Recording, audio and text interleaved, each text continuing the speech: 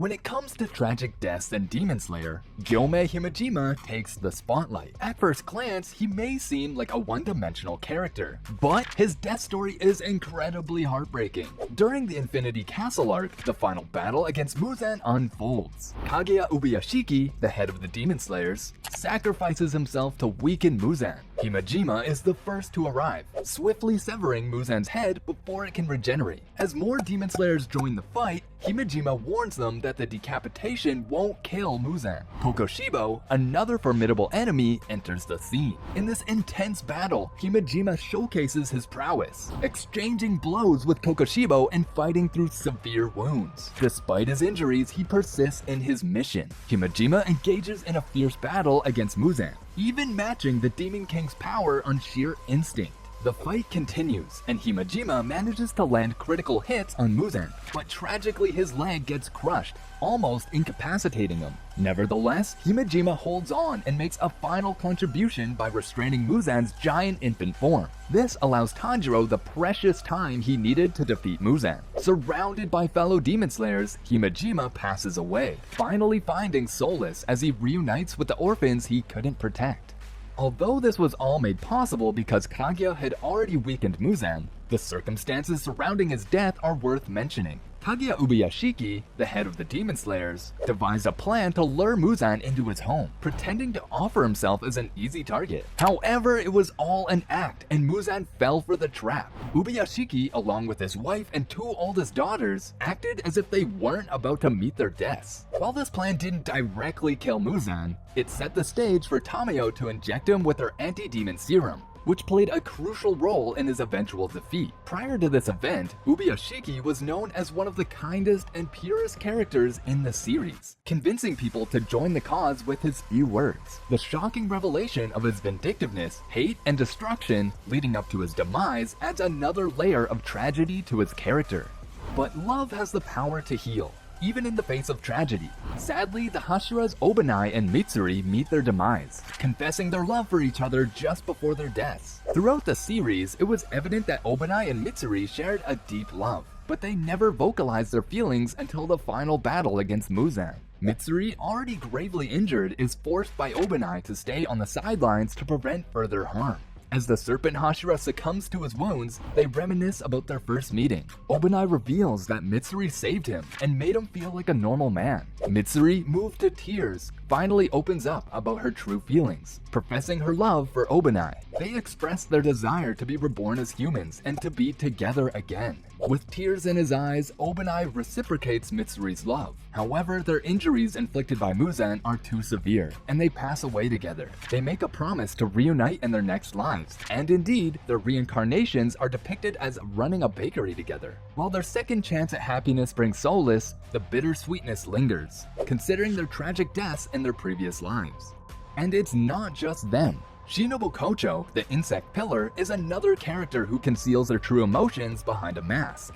While warm and kind on the surface, Shinobu harbors deep anger and hatred towards demons. Tanjiro is the first to notice this, and during her battle with Doma, Upper Moon 2, Shinobu's true self resurfaces. Shinobu confronts her sister's killer, launching an intense fight against Doma. Fueled by rage, she strikes Doma's left eye, evading his attacks with impressive agility. The two engage in a back-and-forth exchange of actions and words. Shinobu manages to land a significant blow, but at a great cost. Her ribs, collarbone, and lung are pierced by Doma's counterattack. Despite her injuries, Shinobu summons her strength for one final strike, successfully delivering a poison-infused attack to Doma's neck. As Doma appears to succumb to the poison, Shinobu relaxes, only to discover that he quickly recovers. In a shocking turn of events, Doma absorbs Shinobu before her complete demise. However, before being absorbed, Shinobu uses hand signals to convey Doma's fighting style to her disciple, Kanao. Additionally, Shinobu had been collaborating with Tamayo, enabling her to ingest wisteria flower poison over the past year. As a result, Doma absorbs a lethal dose of wisteria, leading to his eventual demise. Nevertheless, the pain remains, knowing that Shinobu had to sacrifice her life to achieve this outcome. Talking about the most hated Hashira, Sanemi. His survival in the Infinity Castle arc hangs by a thread. Alongside Genya, Gyomei, and Muichiro, he engages in a battle against Kokushibo. Sanemi and Gyomei combine their efforts, delivering the final blow to Kokushibo. Sanemi fights with all his might, but the wounds inflicted by Kokushibo prove fatal. He loses consciousness, but wakes up to witness his brother fading away. Although Sanemi manages to survive, it is through sheer luck and barely hanging on to life. During the fight against Muzan, Sanemi once again loses consciousness. Presented with the choice of going to heaven or hell with his mother, he chooses the latter. However, his father's spirit visits him, compelling him to return to life. The exact details of his death, as explained in the manga, remains somewhat unclear to me. Do let me know if you have any info in the comments below. Tamayo, a character known for her kindness and care towards humans, hides a white-hot hatred for the long-lived Muzan beneath her motherly exterior. She carries the weight of remorse for her past actions and seeks redemption, but her ultimate drive lies in her burning desire to take down Muzan. When the Ubuyashiki family manages to wound Muzan in a suicidal attack, Tamayo seizes the opportunity. With fierce determination, she restrains the powerful demon and injects her anti-demon drug, a concoction designed to reverse the transformation of demons into humans. Yet Muzan's overwhelming power prevents the drug from taking immediate effect. Tragically, in the face of imminent danger, Tamayo pays the ultimate price. Despite her villainous past, her selfless act of sacrificing herself to give a better chance at defeating Muzan is truly heartrending. Tamayo's character exemplifies the dichotomy of kindness and hidden hatred, making her sacrifice all the more poignant. It showcases the depths of her resolve and underscores the tragedy of losing such a genuinely kind-hearted individual.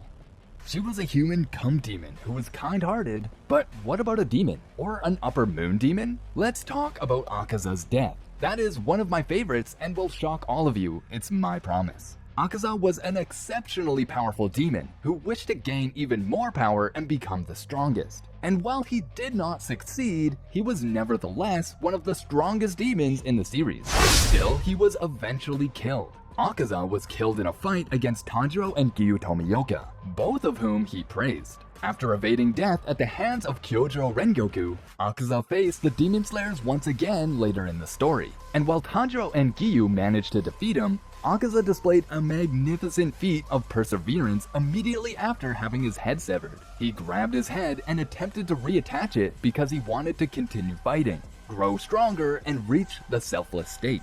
Giyu immediately tried to stop it by piercing the head with his broken Nichiren sword, but it was in vain. Even as the head fell to the ground and disintegrated, Akaza's willpower kept his body alive. As the fight raged on, he sutured the wound and a new head began to sprout. It was revealed that Akaza's traumatic memories of failing people, particularly his father when he was human, gave him the willpower to keep striving, even after being decapitated as a demon. There were also memories of Keizo and Koyuki that unsettled him, eventually convincing him to stop fighting and accept death. Otherwise, Giyu and Tanjiro might not have survived.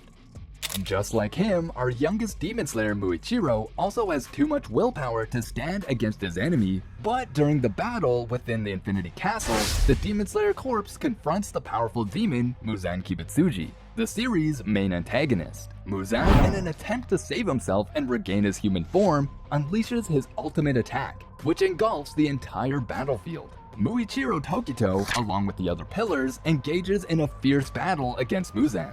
As they fight, Muzan's attack severely weakens and wounds many of the Demon Slayers, including Muichiro. Despite his injuries, Muichiro continues to fight with great determination, using his unique Breath of Mist technique to its fullest. However, during the battle, Muzan's overwhelming power proves to be too much for Muichiro to handle. Muzan strikes Muichiro with a devastating blow, severely injuring him and leaving him on the verge of death. Muichiro's body is left lying motionless on the battlefield, unable to continue fighting. In the aftermath of the battle, Muichiro's comrades mourn his loss and honor his sacrifice. Although his death is a significant loss for the Demon Slayer corpse, Muichiro's bravery and fighting spirit continue to inspire his fellow Demon Slayers as they strive to defeat Muzan and protect humanity.